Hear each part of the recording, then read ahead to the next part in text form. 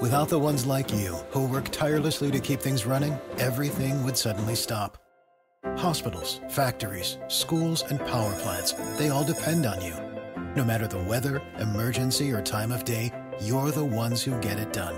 At Grainger, we're here for you with professional-grade industrial supplies. Count on real-time product availability and fast delivery. Call, click Grainger.com, or just stop by. Grainger, for the ones who get it done. V dnešnej dobe je naozaj ťažké mať reklamu, ktorá zaujme poslucháčov prirodzene a je najefektívnejšia. Preto u nás v Mauprák ponúkame natívnu reklamu v našom portfóliu. Čo od nás dostanete? Vašu reklamu budú počuť až 100 000 ľudí mesačne, ktorá môže byť zakomponovaná v príbehu alebo v osobitnom vami zvolenom sektore podcastu. A k tomu vám reklamu nahráme, spracujeme a vy môžete bezstarostne naberať nových klientov. Pre viacej informácií nám napíšte na našu e-mailovú adresu info@mauprák.com. Tak vítáme fanoušky a faninky podcastu přímo z kabiny. Nazdar, Vicky. Ahoj, ahoj. Dneska tady máme vzácného hosta, tak si ho představ. Až mi tu čest, jo. Dám ti tu čest, protože přece jenom jste kolegové. Tak to, že jsme kolegové, velká čest, ale hlavně bych řekl, že Maty je hlas Premier League už pár let, hlas československého komentátorství a jeden z nejlepších komentátorů, co si myslím, kdy byl na Československu, takže Maty, vítej a rádi, že si prišiel. Ďakujem za pozvanie, chlapci, inak neviem, čo tu robím s ohľadom na to, aké osobnosti ste tu mali a ty trošku nepreháňaj. Dobre, ja nie som tvoj šéf, tak aby som ti vedel zvýšiť plat, takže dobrý, ďakujem. Já nejsem nic a já řeknu, že pro mě seš nejlepší. Fakt, seš pro mě nejlepší a já vůbec včera jsem nad tím přemýšlel, že prostě jak máš takový ty pauzy, takový ty, jak mluví a najednou je ticho a najednou tam dáš něco bomba. A já si říkám, s tím se člověk narodí, naučí se to, nebo jak tohle to jako... Vieš čo, z mojej strany sa priznám, že ide aj o určitý zámer, pretože ja to vždy sa snažím komentovať tak, aby ma to bavilo, ak by som to pozeral doma ako divák. Aha. A ja potrebujem ako divák mať aj ten priestor počas zápasu, že aby som sa nadýchol. Kedy ja ti ho môžem dať ako komentátor? Keď budem neustále rozprávať a dávať len svoje múdrosti? A zároveň, ak poviem nejakú myšlienku, ak prečítam nejakú situáciu a zostanem ticho, tak ten divák má priestor na to, aby sa nadýchol, ale aby konfrontoval svoju myšlienku. Že on si to vyhodnotí za to ticho, on si to vyhodnotí v hlave, že OK, vnímam to rovnako, alebo nie, ja mám na to úplne iný pohľad, čo je absolútne legitímne. Lebo tak ako každý futbalový tréner má svoj štýl a ide do toho z taktického pohľadu úplne inak, tak rôzni ľudia samozrejme inak nazerajú na ten futbal. Že to ticho, a aj keď je dobrá atmosféra, tak prečo ju mám ja ako komentátor zabíjať? A v úvodzovkách poviem ti to ľudsky. Ja som platený, aj keď som ticho. Ja som platený od toho, že odkomentujem zápas, hej? Takže aj keď som ticho, zarábam. Ale tohle to je přesně ono, co já jsem včera, když se hrál Arsenal Chelsea, tak já jsem si říkal prostě, já chci slyšet i tu atmosféru. A ono vlastně přesně, když člověk bude furt mluvit, tak si to ani neužije. A to tě napadlo samotného, nebo třeba procházel si nebo je vůbec nějaký školení? Co se týče tohle, nebo takhle, ještě se tam jinak. Byl si na začátku, když se začal stejné jako teď? Myslím si, že som si prešiel určitým vývojom, pretože ja keď som začal komentovať, a priblížim to vašim poslucháčom, tak Premier League je unikátna a najlepšia súťaž aj v servise pre média. Tom sa nedokáže, a to som komentoval Bundesligu, La Ligu, Série A, Ligán, dokonca Major League Soccer, robil som aj Brazílsku ligu, Copa Libertadores, Ligu majstrov, vyber si súťaž, akú len chceš. Nehovorím, že úplne všetky, aj z českej som komentoval za pár zápasov, zo slovenskej takisto. Kurňa. Ale jednoducho ja mám, ako komentátor mám mediálny servis, čiže si predstav 40 papierov A4 s rôznymi informáciami a štatistikami. Hej? Čiže ja som v tomto smere v úvodzovkách nabitý. A keď som bol mladý, tak samozrejme predo mnou to komentovali tu Premier League veľkí komentátori ako Viktor Blažiek, Vlasto Kajser, ešte keby som išiel ďalej do minulosti, Tomáš Radodinský a podobne. To boli tak, ako Viktor povedal, že ja som teraz nejakým hlasom Premier League, tak to boli hlasy Premier League. A keď prídeš ako nový na scénu, tak čo chceš robiť? To je to isté ako hráč. Chceš sa ukázať, že na tom máš a že si v tom doma. A vtedy podľa mňa som čerpal až príliš veľa tých údajov. Hej? Príliš veľa toho. A neskôr, keď bol môjim šéfom práve Viktor Blažek, tak sme sedeli spolu a usmerňoval ma, že čo by som mal, ako by som mal. A on mal práve taký ten futbalový pohľad na to komentovanie. On vedel výborne čítať hru. Mne sa páčilo, on takto niekedy si sadol, vieš, on má také väčšie brúško. Viktora si možno stretol na tej slovenskej futbalovej scéne, keďže bol aktívny a možno ešte bude dokonca v českom futbale. Takto začal prepletať prstami. Na neho pozeral, že on išiel podľa tempa toho zápasu. Čiže keď bolo dobré tempo, tak išiel rýchlo, potom pomaly, vieš. A mne sa toto páčilo, že on do toho našiel ten herný pohľad, futbalový pohľad, vedel aj tie informácie správne nadávkovať a vedel tú dikciu, tú kadenciu slov, vedel s tým pracovať. Pre mňa je toto základ, pretože ja môžem byť dokonalý tréner, ale budem zlý komentátor, aj keď som tomu futbalu rozumiem. Nemusím byť futbalový tréner, aby som bol dobrý komentátor a pre komentátora, na čo možno mnohí zabúdajú, je hlavný pracovný nástroj hlas. Ale aj ten hlas musíš vedieť používať. A to ticho je takisto súčasťou tvojho prejavu. Čiže vyvíjam sa non-stop, myslím si, že v určitom smere som taký, aký nikto nie je u nás, lebo ja som príliš emotívny. Bez ohľadu na to, kto hrá. Nemohl by si hrát do hostovne? Prosím? Nemohl by si hrát do hostovne? Hrať alebo komentovať? Hrát. No. Přidá tam trošku emocí. Ale že by som mal vyslovene, že nejaký vzor, to asi nie. Ale z tých zahraničných komentátorov poviem úprimne, že v rámci prejavu mám najbližšie k Petrovi Drurymu. Ten sa mi veľmi páči. A nikdy nebudem taký ako on, pretože on je brutálne vzdelaný, inteligentný, poetický a to, čo on dokáže aj z histórie, kadejaké veci vytiahnuť, to je a zaobaliť to do toho komentovania, to v sebe nikdy mať nebudem, ani taký nechcem byť. Ale v rámci toho výrazu si myslím, že jsme si dost podobní. Tady se musím zeptat, mě úplně dostává, když fakt je třeba 65. minuta a ty dáváš tu pauzu, jak si říkal, a najednou přijde i hlasově ideálně a přichází fáze Manchesteru City. To mě jako na tom... To dokáže odhadnout. Jako, přesně tak. To vidíš. Protože jsi bývalý golman. Áno, chytal som, ale nikdy som to ďaleko nedotiahol. Však vidíš, že nemám ani 170 cm a také veľké... Fabien Barthez taky neměl. Mal 180, nie? Ale vidíš, že vedel zahrať aj ľavé krídlo v niektorom zápase. Mohol by som sa zahrať na to, že som všade bol všetko videl a povedať, že z Premier League som odkomentoval možno 1500 zápasov a takých scenárov som už videl niekoľkokrát. Lebo je to fakt. Nie vždy sa to podarí, že to takto človek vycíti, ale keď ty vidíš, že sa stupňuje tá atmosféra, že idú do nejakej koumej prihrávky, že sa tam môže niečo udiať, tak aj tak vieš toho diváka prinútiť, že doma si predstav na gauči ješ lupienky alebo ideš do kuchyne si niečo zobrať a ja poviem 3 slová, vygradujem to a zostanem ticho. Čo urobíš? Vyhneš tú hlavu a pozrieš sa na telku. Čiže nielen neustálým rozprávaním ty zaujmeš toho diváka, môžeš ho paradoxne takto uspať, ale keď to vieš citlivo nadávkovať. A pre niekoho to môže byť zaujímavé ako pre vás a niekomu to môže byť proti srsti. Čiže takisto absolútne legitímne, lebo môj komentátorský štýl určite nesedí všetkým a je to tak v poriadku. Ty informace, které jsi třeba sbíral dřív, předtím a teďka, tak si říkáš, že tam je diametrální rozdíl v tom, že asi ten obsah si děláš třeba jakoby menší? Nebo máš obsah? Takto.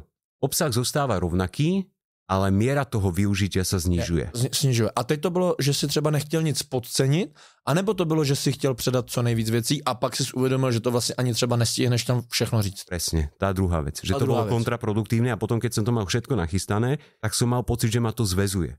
Odpútava ma to, musí říct. Áno, a odpútava ma to od toho hlavného, lebo to hlavné sa deje na obrazovke. To hlavné je futbal. Hej. Mám to stále nachystané, ale už to mám v hlave usporiadané tak, že nemusím ani zďaleka všetko použiť. Nemusím použiť ani 10% z toho pre diváka. Jeho nezaujíma, či ja som strávil nad prípravou 6, 7, 8 hodín. Hej? A keď si to narátaš, reálne sa dostaneme k takémuto číslu na jeden zápas. Ale jeho zaujíma to, čo poviem, nie to, čo nepoviem. A väčšinou sa mi stávali aj také veci a dodnes sa mi to stáva, keď poruším niektorú zo svojich zásad, že predbieham tú hru, že ešte tú štatistiku alebo nejakú informáciu domrvím. Čiže ja mám nejaké základné body, ktoré chcem povedať, nie je ich veľa, aj tak pre niekoho ich je možno mnoho, ale potom vychádzam z toho, čo mi ponúkne zápas. Čiže ja to nachystané mám, ale najprv sa to musí udiať na trávniku, vidím to na obrazovke, až potom k tomu niečo dodám. A jaké máš zásady? Zásady v rámci komentovania? Jednu som už povedal, ale tu som si uvedomil až teraz nedávno, že chcem to komentovať tak, aby ma to bavilo sledovať, ak by som bol v pozícii diváka, aby som si tu vychutnal. Pri komentovaní musíš byť sám sebou, musí byť autentický. Zo mňa nikdy nebude Peter Drury, nikdy zo mňa nebude Míra Bosák, nikdy nebude mať takú hlavu na čísla, ako má Marcel Merček a musíme všetko nachystané. Možná tohle ještě hned jako, ale podle mě to jako se nedá naučit. To podle mě je to jako lidi, kteří třeba se zapne to červené světlo, to jak já říkám já když se zapne červené světlo a jsem ve studiu, tak pro mě skončí veškeré všechno a já si odpočívám. Já jsem normálně v zóně, kdy odpočívám, ale podle mě někoho to může svazovat. Tu ide o to, že musíš to mať čiastočne v sebe. Vieš, ja hovorím, že ja keď si nasadím ten komentátorský headset a zapnem si červenú, tak vo mne tu vo vnútri sa narodí taký ten malý chlapec, ktorý si obul kopačky, natiahol rukavice a my vychádzame na ten zápas na dedine na ihrisko. A stále to tak mám. A pre mňa je futbal radosť. Preto som možno taký emotívny, vieš, v rámci komentovania. Je to taký môj štýl, moja cesta, ktorou som sa vydal. Hej? Pre niekoho som stále preafektovaný ukričanec. A je to legitímna vec. Nesedí mu. Takže prvá vec, byť sám sebou a na nič sa nehrať. To je to, čo ty hovoríš. Hej? Posadíš sa tam a relaxuješ. Každý to má inak. Ale ja nemôžem chcieť, aby ostatní... Without the ones like you, who work tirelessly to keep things running, everything would suddenly stop. Hospitals, factories, schools, and power plants, they all depend on you. No matter the weather, emergency, or time of day, you're the ones who get it done. At Grainger, we're here for you with professional-grade industrial supplies. Count on real-time product availability and fast delivery. Call, click Grainger.com, or just stop by. Grainger, for the ones who get it done. Ktorým sa nejakým spôsobom venujem, komentovali ten futbal tak, ako ho komentujem ja, musia si tam zachovať to svoje, pretože potom im to nikto neuverí a budú neprirodzení a nebude to dobré. Čiže bez ohľadu na to, či sa mi niektoré veci páčia alebo nie, ale sú ich a budú ich a len to rozvíjať, hej, a prispôsobiť tomu nejaký rečový prejav a tieto veci. Čiže vždy byť sám sebou, komentovať to tak, aby ma to bavilo sledovať ako diváka, to bola až 4. zásada, ale už som ju povýšil. Vždy byť pripravený, preto napriek tomu, že tu Premier League komentujem non-stop od možno 2012 roku, keď som začal s prvými zápasmi Premier League, nikdy nejdem na zápas bez toho, aby som si neprešiel prípravu. Nikdy. Stalo sa mi, priznám sa, x rokov dozadu na Boxing Day, na svätého Štefana, kde som precestoval polovicu Slovenska od rodičov, prišiel som do práce za 10 minút do vysielania a kričím chlapcom na vysielacie pracovisko, že páni, ja tu mám zlý signál. A oni, že nie, ty máš dobrý zápas, tento komentuješ. Takže ja som si zle pozrel a urobil som si prípravu na úplne iný zápas, nestihol som si prepísať ani zostavu. Našťastie to bolo nejaké derby Aston Villa, West Bromwich alebo niečo také, West Midlands derby a bolo to nejakých 3-4 a niečo podobné a už po tých rokoch som mal nejaké grify, kde tie základné informácie nájdem. Stalo sa mi, hej? Ale nikdy to nepodcením a necítim sa dobre, keď nemám tú prípravu hotovú. Takže vždy byť pripravený a možno najdôležitejšia zásada z tých 4 hlavných je nepovýšuj sa nad zápas. Nie som dôležitý ja ako komentátor. Žiaden divák si, aspoň by to tak malo byť, si nezapne zápas Premier League alebo akýkoľvek iný, len preto, že to komentuje Matúš Lukáč, Jaromír Bosák alebo neviem kto. Jeho zaujíma to, čo sa deje tam a to musí byť príjm. Nie to, ako sa ja na tom odbavujem a niečo podobné. Poznáš třeba ten moment, když už jako víš, že jsi připravený na ten zápas? Že už to můžeš zavřít? Nie, nikdy nesom so sebou spokojný. Nie. Viem, že mám nejaké základné veci, ktoré musím mať hotové a vždy sa dá pripraviť ešte niečo navyše. Ešte nejako lepšie. To je to posúvanie sa. Ale teraz je otázka, že po tých rokoch, keď to máš napozerané a nasledované, tak môžeš mať presne ten pocit, ktorý som mal na začiatku, že si toho presítený a začne ťa to zväzovať. Že preto ja sa snažím, podstatou komentovania podľa mňa je, a to je aj odpoveď na tvoju otázku, prečítať ten príbeh, ktorý ti ponúka zápas. To všetko, čo máš okolo toho, štatistickú prípravu, informačnú, príbehovú, to sú len prídavky, ale nie sú podstatné. Tvojou úlohou je prečítať to, čo sa deje na trávniku a podať to divákovi a ja k tomu dodávam a môjim cieľom je, aby mal ten divák taký pocit, ako by sedel priamo na tej tribúne na štadióne. A to je pre mňa podstatné pri komentovaní. To, čo ty máš, či ty máš jeden papier, 10 poznámok, nemáš žiadnu, máš to iba rozklikané na počítači, spôsob tej prípravy, je to na tebe. Ale gro komentátorského výkonu by malo byť prečítať ten príbeh, ktorý sa odohráva na ihrisku. A to je ale jakoby věc, která jako musí být pro tebe i vlastně samozřejmě svazující, protože nejseš nikdy jako spokojený. Tudíž vlastně jako i ten pocit takovej, jo, teď já ještě tohle bych mohl, nebrzdí tě to trošku? Opýtaj sa Viktora, koľkokrát som bol spokojný za tie skoro 2 roky, čo spolupracujeme v Kanál Plus Sport so svojím výkonom. Jako se svojím výkonom? Hneď po zápase, keď som išiel. No dobře, a je to dobře i hodnotit se sám sebe hned po zápase? Nebo takhle, a vlastně ty se i posloucháš se? Tak teď si možná zeptej sám sebe, jestli ty se zhodnotil po zápase, jako když si hrál ještě, nebo jsi to měl úplně v píči? No ne, tak já jsem právě... si ty pocity po zápase, jak si odehrál, ne? Máš takový ten pocit, ale když pak se třeba na to podíváš, tak je třeba jiný a lepší. A nebo i horší. Jo, ale ptá se, jestli se jako hodnotíš hnedka potom. Tak no a to je právě, ale dobře, když jsem starší, tak vím, že ten pocit po tom zápase není kolikrát odrazem toho, co se dělo opravdu. Nebo aspoň to mám jako trenér, protože na ten trenér koukám na zápas a říkám si, dneska jsme byli hrozný. A pustím se to v klidu a řeknu, ty ale my tak hrozně nebyli. A nebo si řeknu, a to naopak vždycky. Vicky hrál hrozně a pak vidím, že ne. Víš, tam nebo dobíhal prostě... v těch prostorech. Jo, nebo... Ale já si ještě dovolím říct, myslím si, že jako jak si říkal, kolikrát jsi spokojený, že máme možná jednu společnou věc, možná aj to jako pochopíte.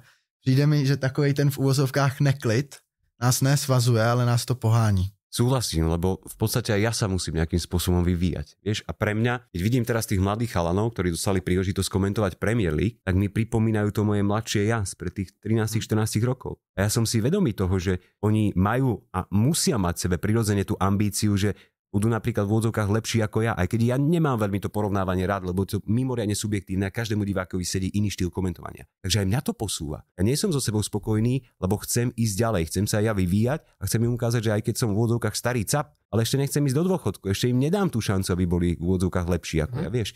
Takže podľa mňa je Guardiola spokojný s každým výkonom Manchester City. Je Arteta spokojný s výkonom Arsenalu. Vždy, aj keď vyhrajú 5-6-0, vždy tam nájdeš niečo, čo nebolo dobré. A toto v sebe mám. Ja naozaj nepamätám si zápas, po ktorom by som si povedal, že nesom bol dobrý. Když to předám trošku k fotbalové kabině, jste jako ty komentátoři nějakým způsobem třeba víc ve spojení, nebo v nějakým jako, a když to řeknu blbě, že si třeba jdete sednout, teď hodnotíte ty utkání, nebo vyhodnocujete, nebo předáváte si informace, anebo ty seš ten nejzkušenější tam asi, co se týče komentování té Premier League? No počkej, toto keď bude počúvať Míra Bosák, tak ne, to, teď myslím Premier League. Okay. Teď myslím vyloženě Premier League, tak choděj za tebou pro nějakou radu, nebo i ty sám třeba, že přijdeš za někým a řekneš, za Hajčusem, který tady sám byl taky, řekne, hele Štěpo, tyva, já si myslím, že třeba tohleto, nebo do tohohle třeba moc se jako nepouštíš, anebo nepouštíte? Púšťam sa do toho. No, a to je dobře. Púšťam sa do toho, aj keď mohol by som povedať čisto alibisticky a egoisticky, že si v úvodzovkách chovám hada na chrbte, lebo možno aj vďaka tomu sa tí chalani zlepšia a budú mi dýchať na chrbát, ale to je super, lebo profituje z toho divák. No? A keď divák nebude spokojný, nebudeme mať čísla vysielanosti, nebudeme predávať tie balíčky, nebude záujem o televíziu, tak to nebude dobré. Čiže to o práci. Presne tak. Čiže áno, a poviem ti, že po tých rokoch už ma aj teší, že keď počujem, že tým chalanom niečo poviem, oni to využijú. Ne? A co třeba, pamätáš si třeba něco naposled, co si někomu řekl? Mě by jako zajímalo, protože si nevím představit co. Mňa skôr zaujíma tá výrazová stránka, hej? Spôsob rozprávania, pretože ten hlas je ten hlavný pracovný nástroj. A myslím si, že každý z tých chalanov buď hral na futbal na nejakej úrovni, ani ja som ho nehral na vysokej úrovni. Ja mám tú výhodu, že často som sa stretával s trénermi, ktorí nás tak trochu vštepili do tej taktiky a podobné veci, čiže naozaj tie info som mal z prvej ruky. Za tie roky už som niečo ponasával. Hej. Napríklad s Viktorom geniálna spolupráca, ja načrtnem hlavný obraz, čo očakávam, čo by mal rozobrať a on to posunie do takých detailov, ktoré vidí iba on, ale ja ich už nevidím, ani toho diváka nezahltím. Čiže ja sa koncentrujem hlavne na tú výrazovú stránku a napríklad z prvej dobrej ma napadne taká vec rozprávanie vo vetách, oddeľovanie myšlienok, oddeľovanie príbehov od diania na trávniku. Lebo pre mňa je chybou základnou v rámci komentovania, ak ja hovorím nejaký príbeh, nejaký štatistický údaj, zrazu vidím, že na trávniku sa niečo deje. A ako divák, keď to sledujem a komentátor mi povie, a teraz pozor, a stáva sa to stále aj mne, napriek tým rokom, a teraz pozor, a ja ako divák si poviem, komu to ten komentátor hovorí? Ty si sa pozeral do počítača, ty si sa pozeral do papiera, ja non-stop sledujem ten futbal, ja vidím, čo sa tam deje. Čiže to, že komentátor povie, a teraz pozor, to hovorí sám pre seba, aby upriamil svoju pozornosť na to, čo sa deje tam. Ale divák to neustále sleduje. To znamená, že ja musím byť ako komentátor schopný uzavrieť svoju myšlienku, ísť do bodky. Ale potom nasadím a ty ako divák okamžite zbystríš ešte viac tú pozornosť a zároveň ja si odborám tú barličku. Že tá práca s hlasom. A nie je to len o dvoch polohách, že rozprávaš spokojne a kričíš. Je to o tom, že máš emóciu z toho zápasu. Že keď sa to tempo rozvíja, môžeš hovoriť rovnakým hlasom, ale rýchlo.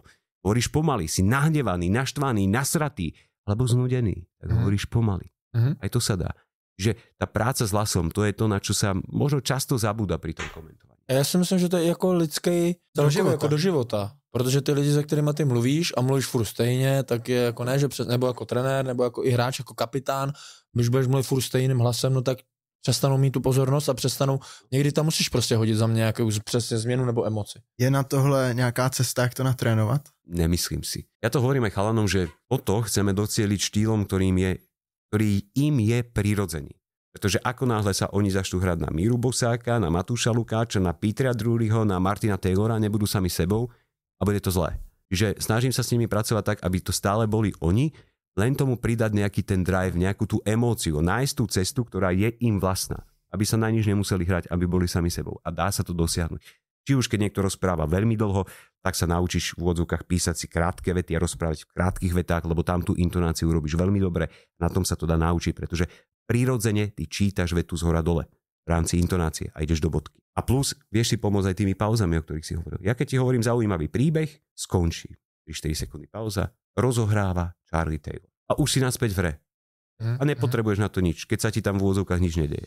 Všetky epizódy aj s videom nájdeš na našom YouTubeovom kanále Přímo z kabiny. Staň sa členom a máš prístup ku všetkým epizódam v plnej kvalite a v plnom rozsahu. Without the ones like you, who work tirelessly to keep things running, everything would suddenly stop.